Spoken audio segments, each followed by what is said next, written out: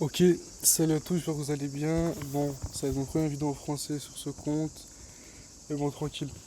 Alors du coup, sur le Discord que j'ai enlevé sur mon YouTube, je vous ai demandé des questions, etc. par rapport au trading, à mon parcours, à la psychologie, etc.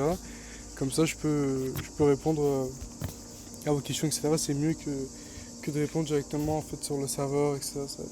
Ça donne une proximité. Du coup, je commence par la première question, la plus basique. Pourquoi est-ce que j'ai commencé le trading? Alors, faut savoir qu'il y a une grande histoire sur quand même pourquoi j'ai commencé le trading. Faut savoir que moi je suis au CFA, c'est-à-dire que du coup je suis en alternance, et que au moment où je devais trouver mon alternance, c'était soit maintenant ou soit je loupais en fait une année entière parce que quand je devais rentrer c'était l'année prochaine en fait qui rouvrait les inscriptions externes pour les entreprises, etc. Donc ça fait qu'en fait quand j'ai pas trouvé d'entreprise, je me suis dit là tu vois je suis mort en fait. C'est soit je trouve un truc à faire, soit pendant un an je fais rien et genre c'est pas possible, genre, je suis tombé en dépression, tu vois, je fais rien de ma vie, je vois mes collègues au lycée qui s'éclatent, je vois mes collègues sortir, mais moi en fait j'arrive même pas à sortir parce que d'un côté je m'en veux, tu vois, tous les jours en fait, tous les jours je pense à mes rêves, tu vois, que j'avais avant, enfin que j'ai toujours, mais le fait de devenir riche, de faire beaucoup d'argent. Puis aujourd'hui je vois en fait que je fais rien, ça me dégoûter et je pensais à mon futur à chaque fois, je pensais. Et je me suis dit, en fait la solution à ça, je pense, c'est que je trouve quelque chose où je peux consacrer mon temps et, plus je mettrai du temps, plus je deviendrai entre guillemets meilleur. Donc j'avais essayé le dropshipping, etc. J'ai fait ma boutique, tout s'est bien passé. Donc, bon, il faut quand même pas mal de fonds pour les pubs, etc. Donc puisque je n'avais pas d'apprentissage, je peux laisser tomber les pubs, donc je peux laisser tomber le dropshipping. J'ai mis quand même pas mal de temps sur ça. On vient en fin hiver, il me semble. Fin hiver, je découvre le trading. Et, euh, et là, c'est une folie. Je tombe amoureux du trading. Je deviens fou de ça. Tous les jours, j'apprends. Et un jour, j'ai passé 16 heures devant les graphiques en total. Graphiques, YouTube, etc. Backtest. 16 ans en total où je backtestais, j'apprenais ça. J'étais passionné. Et, euh, et en fait, c'est ça qui m'a fait commencer le trading. C'est que je cherchais quelque chose qui pouvait me rendre meilleur en fonction du temps que je lui accordais. Et j'ai trouvé le trading. Voilà. Pour répondre à la question, après, ouais, c'est beaucoup plus large, etc. Mais on va dire pour répondre à la question, en gros, c'est ça. En gros. Donc pour la deuxième question, premier payout, qu'est-ce que tu t'es acheté? Alors, les gars, premier payout, j'ai juste racheté des comptes. Hein. Je pense que c'est la chose la plus logique à faire, je pense. Après, dites-moi si vous pensez l'inverse, mais moi, je pense qu'acheter d'autres comptes, c'est juste une continuité logique, hein, je pense. Acheter d'autres comptes et voilà. Scale finalement. Troisième question, à quand le face reveal? Euh, Franchement, je sais pas, ça dépend. Plus tard, je compte m'expatrier dans un autre pays. Donc je pense qu'au moment où je serai expatrié, voilà, je me trouverai ma tête, etc. Et voilà, on verra ensemble. Quatrième question, à partir de quel moment pourrais-tu te considérer quelqu'un de rentable? Euh, Si on parle en termes de marché, on peut pas réellement se considérer rentable en dessous d'années. On peut pas parler en dessous d'années. C'est pas parce que tu as sorti 2 payouts par mois pendant 3 mois que tu es rentable. Ça va au-dessus de ça en fait. Si tu veux vraiment parler de rentabilité totale et réelle, ça va vraiment au-dessus de mois en fait.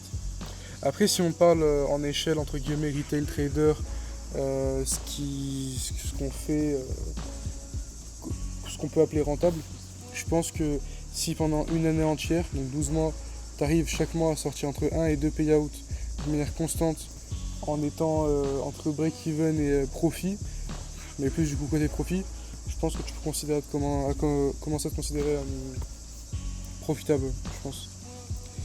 La cinquième, ça fait combien de temps que tu trades? Ça fait, ça fait 7 mois. Maintenant, ça va commencer à faire 7 mois là. Ouais, ça va commencer à faire 7 mois. Sixième question, est-ce que tu es profitable? Du coup, comme je vous ai dit, moi pour moi, je ne me considère pas profitable. Après, en soi, sur les payouts, si, logiquement, je le suis. Mais voilà, j'aime pas trop dire ce que je fais. En termes de trading, je trouve que c'est un peu malsain d'exposer ses gains en fait. Surtout dans un domaine où il y a énormément de gens qui galèrent en fait. C'est pas comme si tu disais, tu, tu disais quels sont tes revenus, tu vois. Même si bon, je peux te donner une fourchette par exemple, mais c'est plus simple de dire quels sont tes revenus par rapport à un métier que le trading où c'est vraiment des gens en fait qui se font tout seuls et qui galèrent, tu vois. Moi, j'aime pas du tout. Enfin, bref. Prochaine question. Le meilleur mois que t'as fait. Bon, je vais pas me contredire du coup. Je vais donner une fourchette. Franchement, le meilleur mois que j'ai fait, pour l'instant, avec tout ce que je fais, parce que du coup le trading, les accompagnements, etc. Je dois être aux alentours, je suis entre 2000 et 5000 pour l'instant, sans compter mon salaire que j'ai du coup maintenant, vu que j'ai un apprentissage, etc. Je compte pas. Prochaine question, c'est quoi? C'est pour toi. Faut-il obligatoirement utiliser order flow pour être rentable ou du pur structure de marché, on peut être rentable toute notre vie? Alors, c'est une question un peu spéciale parce que moi j'ai un peu une vision spéciale sur ça. C'est que je pense que l'order flow c'est un bon tool, mais en fait si tu sais pas l'utiliser, ça en revient à utiliser le ICT en fait. Si tu sais pas l'utiliser et que vraiment tu agis comme si tu trades ICT, ça serait la même chose. Donc structure de marché, je pense que tu voulais dire ICT en gros. Si tu trades que la structure de marché, ICT, etc., est-ce que tu peux être rentable? Pour moi, non. À vie, genre constamment, pour moi tu peux pas. C'est pas quelque chose qui est constant en fait, c'est quelque chose qui a même été entre guillemets débunké par un concept mathématique qui s'appelle la marche aléatoire de Markov, qui en fait dit que en trading en gros on peut dire que certes tu vois des figures de gap apparaître, des order blocks, des key sweeps, une certaine structure que tu pourrais reconnaître en tant que pattern, mais en réalité c'est quelque chose qui arrive de manière hasardeuse, même si tu les vois marcher des fois. Le problème c'est que tu peux pas en fait les expliquer, et du coup là à ce moment là on peut appeler ça une marche aléatoire. Parce que c'est quelque chose qui se crée comme un pattern, qui marche comme un pattern, mais est-ce que tu peux concrètement donner une logique à ça? Pas vraiment. Donc pour moi l'order flow ça peut t'aider à être rentable si tu sais l'utiliser. Prochaine question, c'est quoi ton signal pour te dire je rentre? Mon signal pour dire je rentre sur mes setups, c'est la heatmap, donc plus particulièrement l'absorption. Je regarde l'absorption sur la heatmap, mais je peux la regarder aussi sur la footprint. Sur le footprint, ça revient à la même, c'est juste que sur le footprint c'est plus détaillé. Mais ouais, pour moi l'absorption c'est vraiment le top 1 des confluences qu'on peut ajouter à son trading. C'est vraiment en fait la confluence qui te dit que à cet endroit là par exemple si la chart est bullish, c'est vraiment le signal qu'on te dit que en fait à cet endroit là les bailleurs qui ont essayé de pousser le prix plus haut n'ont pas réussi. Donc, en fait quand ils n'ont pas réussi c'est sûrement que du coup ça va reverse, mais c'est pas sûr encore, faut ajouter d'autres confluences. Du coup j'ai mal coupé la question, mais en gros je crois que c'était une entière. C'est quoi ton signal pour te dire je rentre sur la zone? J'aimerais rentrer avec les absorptions sur le footprint, tu utilises toutes les zones ou juste certaines? Du coup pour répondre en gros sur les trois entre guillemets questions que j'avais mal copié-collé. Du coup ce que j'avais dit c'est que je sélectionne que certaines absorptions, ceux qui font sens pour moi parce que du coup je combine avec l'option flow, c'est-à-dire que quand par exemple il y a une absorption dans une zone d'option flow qui fait sens pour moi, ou par exemple là, une VWAP, une déviation, quelque chose comme ça peut être un tri en fait, une manière de trier mes potentielles entrées. Me dire que je vais rentrer sur cette absorption parce que ça a touché cette VWAP, ou parce que ça a touché ce level gamma, ce put call par exemple. Voilà. Faut-il deep chart pour avoir deep dom ou on peut l'acheter sans forcément Perso, j'ai deep chart avec Phidias. Alors je sais pas ce que c'est Phidias, mais non, pour avoir deep dom, on n'est pas obligé d'avoir deep chart, même si en gros c'est leur fonctionnalité à eux. C'est-à-dire que deep dom c'est unique à deep chart, mais si on parle bien de la fonctionnalité primaire du deep dom, donc le dom, Tu peux l'avoir même gratuitement sur Tradeovate en achetant un compte Profium chez Lucid par exemple, qui t'offre directement l'accès au DOM. Comment t'as fait pour te lancer? Comment j'ai fait pour me lancer? Bah, comme je l'avais dit, vraiment, c'est que en fait, j'avais rien à faire et je cherchais juste un truc où plus tu donnes de temps, plus tu deviens meilleur. Alors j'ai cherché et j'ai trouvé le trading. Même si au début ça avait l'air dur, bah, j'ai essayé et voilà.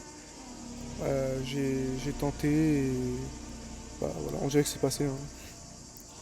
Côté psychologie, c'est quoi le plus dur pour toi? Rester collé à sa strat ou savoir ajuster tes émotions? La question pour moi elle est très simple. Ça va être de rester collé à ses émotions. Pourquoi?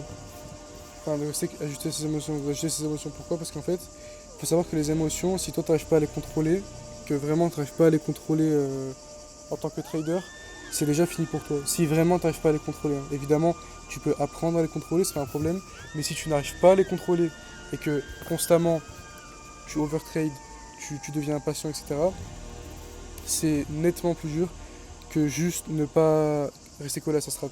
Parce que encore ça, c'est une erreur vraiment peut-être d'impatience.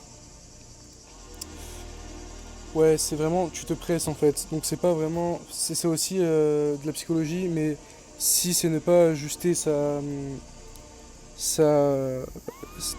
tes émotions, c'est qu'en fait tu peux être, tu peux devenir fou devant ta chart et parce que t'as pris de l'os, tu rentres sur le NQ avec 3 contrats, tu vois. En gros. Donc ouais, pour moi le plus dur c'est vraiment les émotions en globalité, c'est les émotions, c'est du moment où en fait t'es, euh, t'es pas patient, c'est ça qui est le plus dur en fait. C'est quoi pour toi le meilleur indicateur et le pire indicateur de trading? Alors pour moi le meilleur indicateur c'est soit la VWAP si tu prends en tant qu'indicateur, ou alors bah, moi, pour moi du coup c'est le GEX que je paye chaque mois, c'est le meilleur indicateur pour moi. Et le pire, bonne question, je sais pas, j'ai pas vraiment utilisé de mauvais indicateurs, mais je pourrais te citer. En fait, je vais essayer de vous mettre des images à l'écran, mais c'est comme des nuages où quand ça touche cette zone, t'es censé buy et sell, et il y a beaucoup de gens, je vois sur internet, qui essayent de vendre en fait cet indicateur comme un indicateur miracle. Tu dirais que la meilleure base pour commencer trading, ce serait quoi? Base psychologique, bon en maths. Pour moi, en fait, les mathématiques te servent pas vraiment si tu veux rester dans un côté ICT ou entry order flow. Donc je dirais beaucoup plus base psychologique parce que si tu as la base psychologique, après il te reste juste à suivre un plan strict et tu réussiras sans doute. Alors que être bon en maths, c'est vraiment si tu veux par exemple commencer l'option flow en mode deep, c'est-à-dire vraiment comprendre les grecs, Vega, Theta, Oméga, Gamma, Delta, ce que tu veux, ou des trucs comme ça, tout ce qui est quantique. Après même oui, en fait les mathématiques c'est partout, c'est plus vraiment, il y a des trucs qui sont mathématiques que tu n'as pas vraiment besoin d'apprendre ou de comprendre. Donc je dirais plus côté psychologique. Tu trades sous quel time frame? Alors moi, avant, il faut savoir que j'étais un swing trader intraday, entre les deux. Je prenais des trades de 200-300 points, etc. Je laissais mes trades très longtemps. En fait, c'était pas vraiment swing parce que tu peux pas vraiment swing en soi, mais c'est que je laissais mes trades vraiment 3 heures, 4 heures, 5 heures. Donc ouais, en fait, c'est plus intraday. Mais en ce moment, je suis vraiment juste en fait en 1 minute time frame. Je regarde rien d'autre parce que je suis pas sur des patterns. En fait, je m'en perds pas par rapport à la chart. Je pourrais trade sans chart. Je me mets en 1 minute juste pour mes entrées en fait, c'est tout. C'est vraiment tout. Niveau taxes et impôts, ça se passe comment et comment faire en fonction de nos payouts? Ah frérot, écoute, on est en France, ça veut dire ce que je te conseille c'est de déclarer tous tes payouts. Voilà, moi je le dis ici, je dis pas pour comment moi ça se passe. Moi tout ce que je te conseille c'est de déclarer parce que ça peut te faire des problèmes. Et voilà, après il y a toujours des petites magouilles, tu vois, mais moi je reste loin de ça, moi je déclare tout. Voilà, c'était tout pour cette vidéo. Bon, en tout cas merci beaucoup et ciao.